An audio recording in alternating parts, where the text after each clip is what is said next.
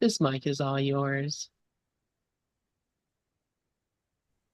Hi, this is Susan Michel. I am here in Western Massachusetts. It is great to be here as always. I am the author of Surrender to Joy from Suicide to Serenity. I teach the transformational truth of A Course in Miracles, which we are all here to study, to learn, to embody the truth of. And I do see a few other people in the room, Michaela, Karen, Dove. So if anyone feels called to share, I would love to hear whatever you have to say because I always learn so much from other Course in Miracles students and teachers. So I will start out by reciting the introduction of my book, which I usually do to get my juices flowing. It was a paragraph that was downloaded to me about 7 years ago, I believe. My introduction of Surrender to Joy starts out, my passion is God. God is love and joy and beauty. He is all that is good in the world. Everything else is our own miscreation. When we are filled with joy, we are connected to God. When we are not joyful, we have lost our connection to all that is real. This is my message. It can be clarified with three simple words: surrender to joy. There is nothing to find. All we need to do is surrender. And Dove wrote in the chat room, excellent opening message. Thank you, Dove. Um, yeah, I mean, when I am connected to my joy, I create a clear channel for God to get through. And that is what A Course in Miracles is teaching me to do. A Course in Miracles is teaching me to focus on the beauty, focus on the light, focus on the love. A Course in Miracles is teaching me to release my fear, release my blocks, because God exists in a state of perfect love. You see, we can only communicate with beings that are kind of at the same vibrational frequency as us. I mean, think about it. Bring this example into life. If you're in a really good mood and you come across someone who's very negative, you really don't have anything in common with them at all, right? And the opposite is also true. If you're in a really bad mood and you come across someone who is really happy dappy, filled with joy, you're not drawn to that person. You can't communicate with that person because you're radiating at a different vibrational frequency. And I think the same is true with us and God. I mean, God is this essence of pure unconditional love. So in order to hear his guidance, in order to hear his direction, in order to hear his words, we need to elevate our consciousness to a state of unconditional love so we can hear what he is telling us. When we're blocking his voice with fear, when we're blocking his voice with negativity, he just cannot get through. So, A Course in Miracles is teaching us to uh, align ourselves with the peace, love, joy, and happiness of our Creator so He can get through and direct our day and guide our life. Oops, I A couple papers just fell. Maybe that's a sign that some angels are in the room right now.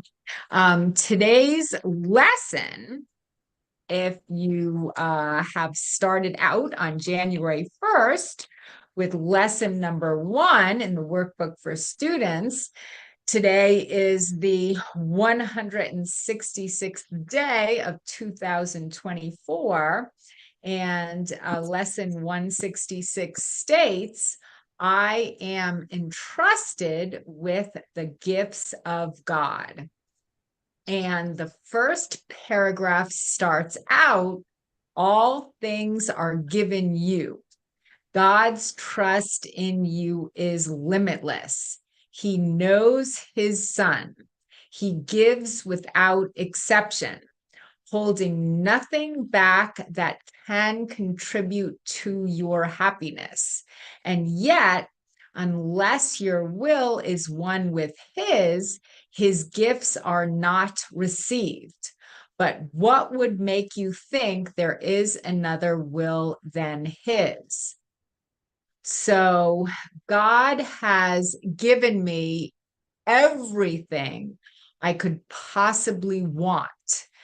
However, it's important not to depend upon the external world for my happiness, because the gifts that God has given me are internal. That's why, for me, it's very important for me to start my day with a Course in Miracles lesson, with a meditation, and to remember that the most important thing that I can do is tap into the joy within, at the beginning and at the end of each day, because I've spent so many years of my life looking to the world to make me happy. Um, I can give you example after example after example. You know, I used to be addicted to special relationships. That was a big one for me, thinking that the perfect guy was going to make me happy. And that led to a lot of stress, anxiety, and challenges, you know. Um, Anytime we are looking to the world to satisfy us, we need to realize that our satisfaction cannot come from anything external. Um, you know, the other day I was at the nursing home that I work part-time, and there was a visit in the evening, um, from a group of therapy dogs. You know, I proceeded to collect the residents and gather them in a circle in the activity room. And then in came about 5 or 6 therapy dogs. And the goal of this activity was to bring joy to the lives of the residents by through connection with the dogs, through connection with these animals. And you know, I kind of became uplifted through this experience. I could feel myself plugging myself into my God socket, because as I just, I guess, saw the joy in the residents' eyes and faces, I could feel the joy within myself, and it was a very uplifting experience. And I think whenever that can happen in life, when you can focus on the beauty in a circumstance, when you can focus on the beauty in a person, you know, it kind of helps us connect to the truth of who we are. And that is the best way to um, make it through this journey. That's what A Course in Miracles is teaching us to do. Every time that I think that something in the world is going to make me happy, I have to realize that my happiness does not come from the world. My happiness comes from something within me that I need to connect with. Um, a Course in Miracles also says, and this lesson says quite a few times here, that God did not create the world. God did not create the world because the world is run on the dynamics of the ego. The world is run on division. There was so much in the world that it is fear-based. It's not coming from love. So we have to remember that God did not create the world. The truth is we are at home with God right here, right now. We're just kind of our, I guess in a way, we have come into this world and taken on these bodies so our soul could learn certain lessons that we need to learn in order to grow.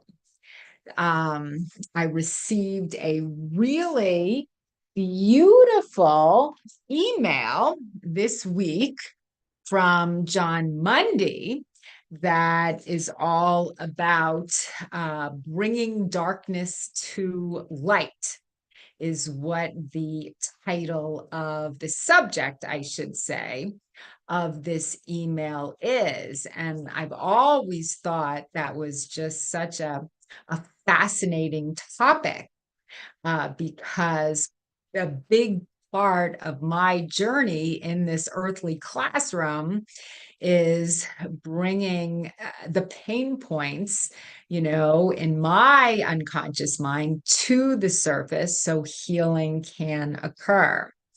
And this email starts out, this is a course in bringing the darkness to the light, not in bringing light to cover over the darkness.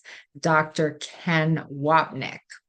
So I think that's very interesting. I mean, I've heard it said two ways. You need to bring the darkness to the light, or you need to bring light to the darkness. But however you want to phrase it, we need to bring those pain points that are in our unconscious mind up, release them to the Holy Spirit so he can help us to clear our channel. And then the email goes on to say, without a rose, there is no compost. Without the compost, there is no rose. And that's by a Vietnamese Buddhist monk. And then I think I'm going to read a little bit of this email here. I've read it a few times by myself. I find it fascinating.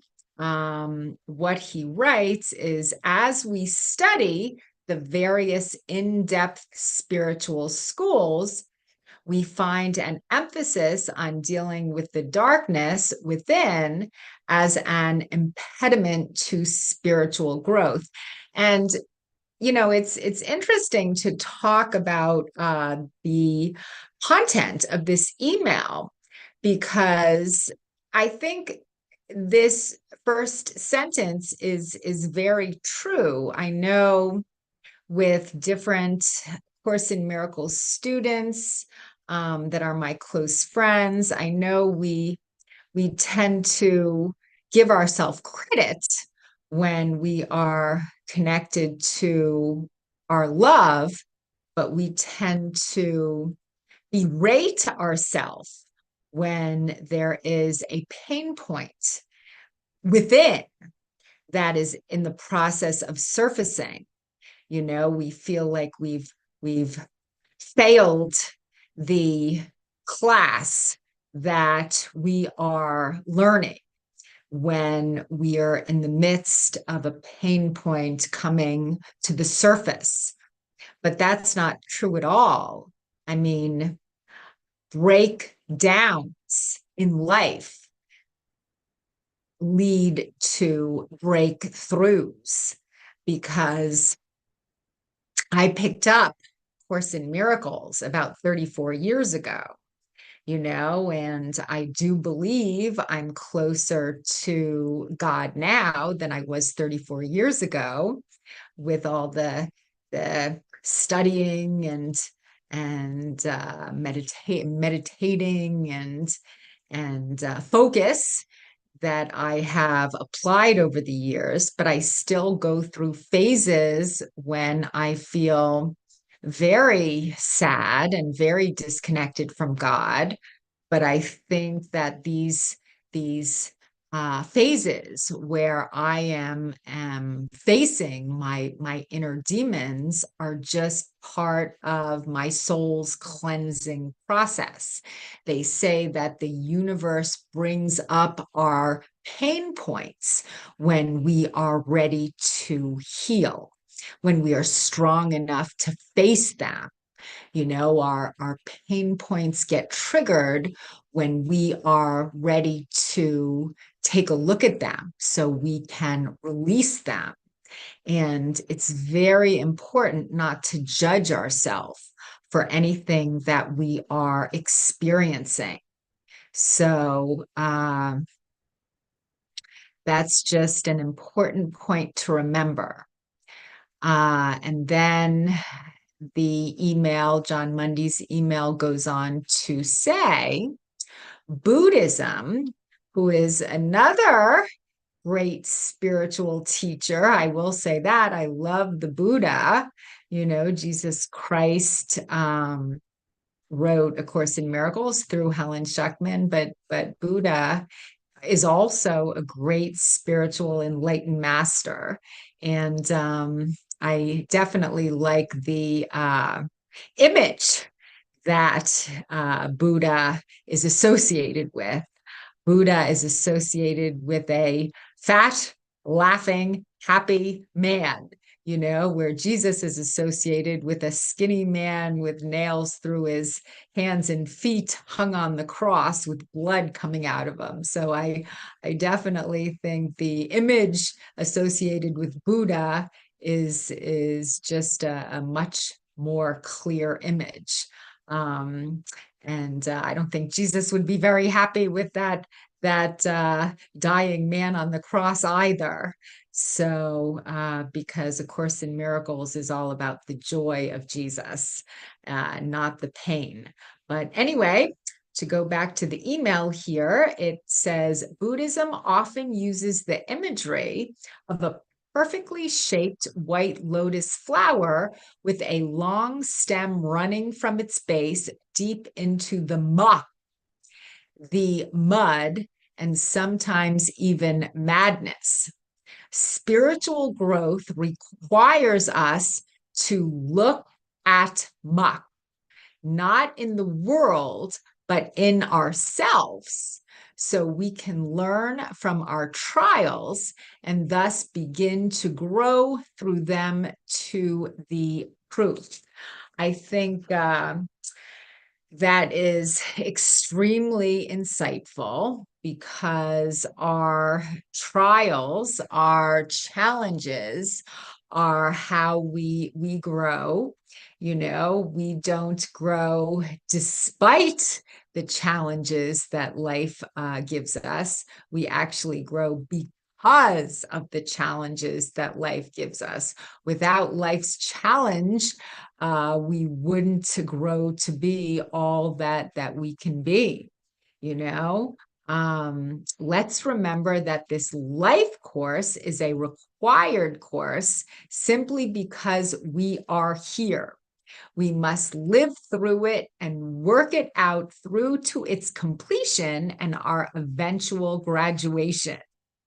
The world is a classroom, and we often experience our most significant growth in the most challenging classes. It's interesting because A Course in Miracles is very clear that sacrifice of any kind is not necessary. Sacrifice of any kind is not required. Sacrifice of any kind is not of God.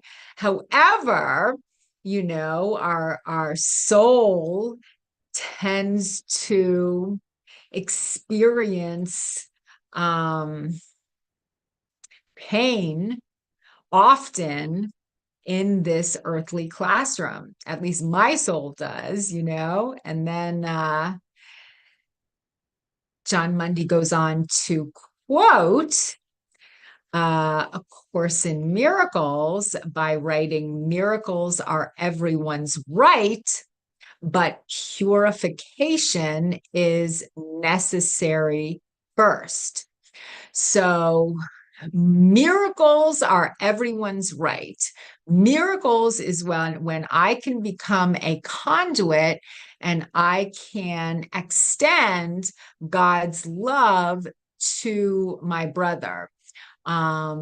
Miracles are when I can become a conduit and extend love to my brother. And this is what I live for. This is the most amazing, amazing energy that I am able to connect with. But in order to get to this miraculous state of mind, I need to clear my channel and release my inner pain points. If a body is sick with toxins, it will often throw up to expunge them. In the same way, purification is an essential part of spiritual development.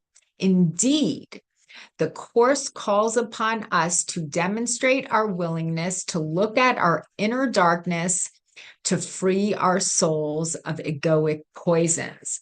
And I love that point. I think that is just such an amazing point because how do we know what's deep inside our unconscious mind? We know what's deep inside our unconscious mind when life triggers us.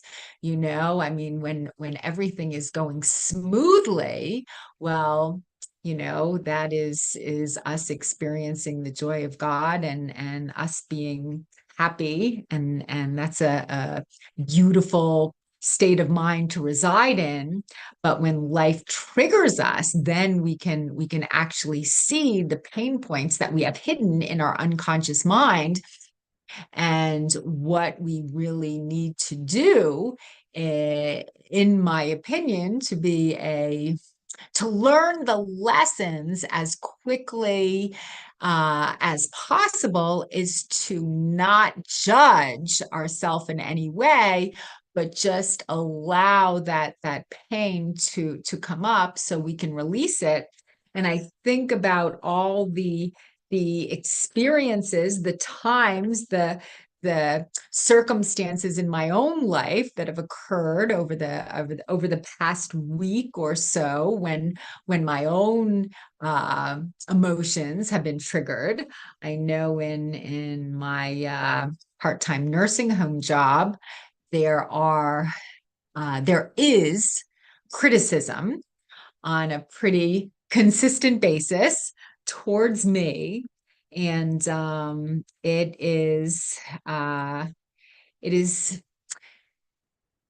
it's easy to become defensive.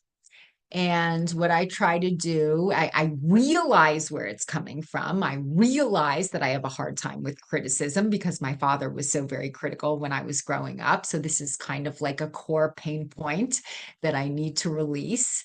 Dove will always say, be grateful for your triggers, for they are your teachers. So life is showing me something within myself that has not yet been healed.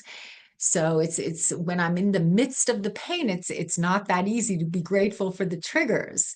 But I think being grateful for the triggers is important I also see similarities between my husband's personality and my father's personality. I believe that we pick mates that exhibit similar character traits to our parents, and the reason that we are drawn to them is because through the challenges in the relationships, this is how healing will occur. So I chose a husband with similar character traits to my father. I mean, he's like an amazing man and I love him to death, but sometimes I can still see the similarities between him and my father. And I realize there are ongoing pain points within me that are surfacing for healing purposes. So when these pain points do surface, it's important to pray. A friend of mine, Sherry, and myself, she comes on Pal Talk sometimes as well. We came up with a 4P process for healing the pain, healing the trigger in life when the trigger comes up.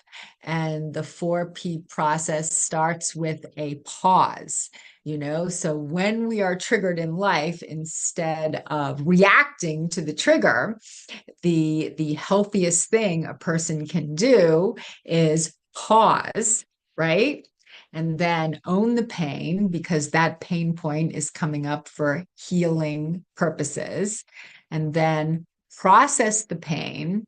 And then the next step is pray and give it to the Holy Spirit, because we always have access to a part of ourselves that is greater than ourselves, but that we are a part of. And that Holy Spirit can come in whenever we open our hearts to Him, and He can help us to heal. I mean, it's not a he, it's not a she, it's genderless, it's an entity based on love. And we can open up to this unconditionally loving entity.